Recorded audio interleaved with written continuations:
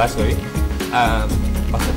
Bahagian Penguasai Negeri Selangor bersama dengan Ibu Pejabat dan Kesatuan Malaysia ramai 11 orang telah menyebut 3 buah premis di Negeri Selangor yang menjual produk ultralight, produk yang macam ini yang mengandungi sibutramine.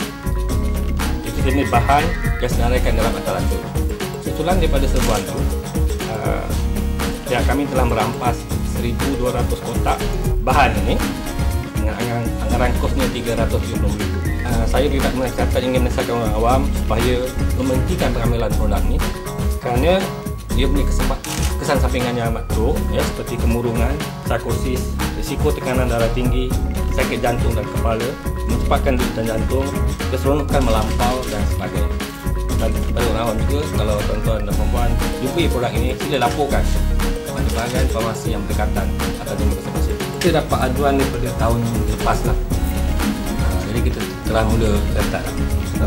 Kita dah hantar di Jabatan Kimia untuk memeriksa kandungan. Lepas kita pastikan dia mengandungi sibutramine, barulah kita membuat tubuhan pada ini.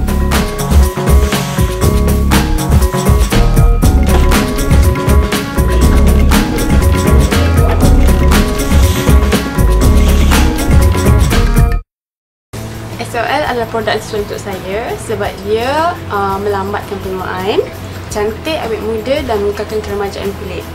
Tidak seperti produk yang saya guna sebelum ni, SOL adalah sesuai untuk saya. Set Total Recall ini pasti akan mengembalikan keyakinan setiap wanita dan lelaki yang menggunakannya dalam masa 6 minggu.